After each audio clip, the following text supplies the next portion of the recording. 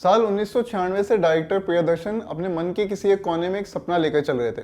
कुंजाली मरक्कर की कहानी को बड़े पर्दे पर दिखाने का सपना। अपने साथ मोहनलाल को भी अपनी नाव पर सवार कर लिया।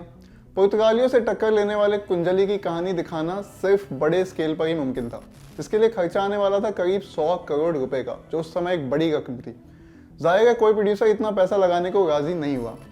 फिर इंडियन सिनेमा ने अपना बाहुबली देखा और प्रियदर्शन के मन में मरक्कर की कहानी को फिर से दिखाने का सपना जाग उठा। अब करीब 25 साल बाद ये फिल्म रिलीज हुई है।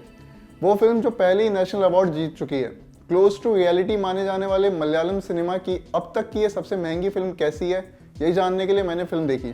क्या पसंद आया और क्या नहीं, अब उस पर बात करेंगे।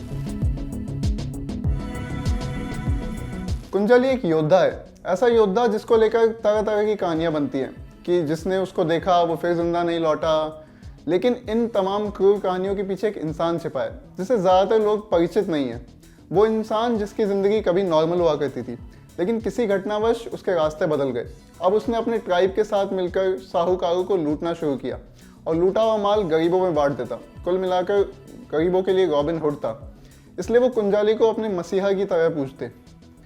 कुंजाली को आम लोग भले ही कितना भी मानते हों, लेकिन कुछ लोग थे जिनकी आंखों में वो खटकता था। राजा के दरबार में मौजूद रसूखदार लोग चाहते थे कि कुछ भी करके कुंजाली की गर्दन उड़ा दी जाए। यहाँ कहानी सिर्फ कुंजाली या उससे खींच खाने वालों की ही नहीं, ये बता दें। एंट्री होती है पुर्तगालियों की, जो ट्रेड के बहाने देश में बस घुसना चाहते हैं। राजा जानता है कि उसकी सेना अकेले उन्हें रोक नहीं सकती। कुंजाली ठहरा समुद्र का बादशाह, अपने दिमाग से जादू करने वाला, इसलिए राजा को उसकी मदद लेनी पड़ती है किसी भी तरह पुर्तगालियों को बाहर खदेड़ने में। अब तक जिसके सिर पर इनाम था उसे साथ लाने पर क्या कुछ होता है और क्या वाकई ये लोग पावरफुल पुर्तगाली नेवी को हरा पाते हैं, यही फिल्म का मेन प्लॉट है। बड़ी स्केल की फिल्मों के साथ एक बहुत बड़ी प्रॉब्लम है, यहाँ सभी टेक्निकल फ्रंट्स को दुरुस्त रखा जाता है, विजुअली ग्रैंड बनाने की कोशिश होती है, लेकिन इतना सब करने के बाद याद आता है कि यार कहानी तो कहीं पीछे छूट गई। आपके पास एक बड़ी फिल्म है जिसे सराउंड साउंड के साथ सुनने पर पूरी फील आ जाती है, लेकिन उसके किरदार और उनकी शख्सियत वैसी ही है जैसी आप अनगिनत बार देख चुके हैं। हीरो है तो तमाम अच्छाइयाँ होंगी उसमें, बस संत किस्म का। विलन है तो वहशी होगा, हर शब्द को जोर लगा लगा कर बोलेगा ताकि गले की एक एक नस तन जाए।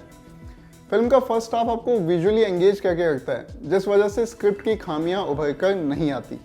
लेकिन सेकेंड हाफ आते आते ये सब उधड़ने लगता है, रिपीटेटिव होने लगता है। कुल मिलाकर स्क्रिप्ट कुछ भी फ्रेश ऑफर नहीं करती। मोहनलाल ने कुंजाली का रोल प्ले किया। मैंने जिस थिएटर पर यह फिल्म देखी वो पूरी तरह भरा हुआ नहीं था, फिर भी जब भी मोहनलाल की एंट्री होती अचानक से सीटियों और तालियों की आवाज़ उठने लगती। फिल्म का साउंड उनकी सीटियों के नीचे दब रहा था। यह है उनका इफेक्ट आज भी। उनके अलावा फिल्म में मंजू वारियर और कीर्ति सुरेश भी हैं। साथ ही पैन इंडिया अपील के लिए सुनील शेट्टी भी फिल्म का हिस्सा है। उन्होंने एक पॉजिटिव कैरेक्टर प्ले किया जो बस गलत साइड पर होता है।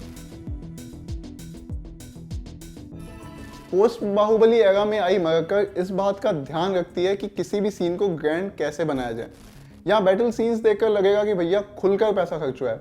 गर्दन कट रही है, हाथ के चिथड़े उड़ रहे हैं, जंग के घोड़े तोप के बारूद की चोट खाकर हवा में झूल रहे हैं। ये सब देखने में ग्रिटी बहादुर लगता है। इसके बाद फिल्म के दूसरे प्लस पॉइंट की बात करते हैं, फिल्म की प्रोडक्शन डिज़ाइन की। फिल्म के प्रॉप्स नकली नहीं लगते, फिर चाहे वो दरबार वाले सीन्स हों जिनके कलर्स देखकर आंखें खिल जाती हैं, या फिर सैनिकों वाली शिप हों जिनकी बनावट पर बारीकी से काम हुआ लगता है। फिल्म की प्रोडक्शन डिज़ाइन कुछ हद तक इसकी कमज़ोर राइटिंग पर से ध्यान हटाने का काम करती है। अब बात दिल ललन टॉप टेक की। मरक्कर एक गुड स्टोरी गॉन रॉन्ग का एग्जाम्पल है। फिल्म विजुअली काफ़ी मजबूत है, बस काश इतनी मजबूती उसकी राइटिंग को भी बख्श दी जाती। बाकी 3 घंटे लंबी ये फिल्म देख सकते हैं, बस कोई उम्मीद मत रखिएगा। मैं हूं यमन और कैमरा के पीछे हमारे साथी पंकज। शुक्रिया।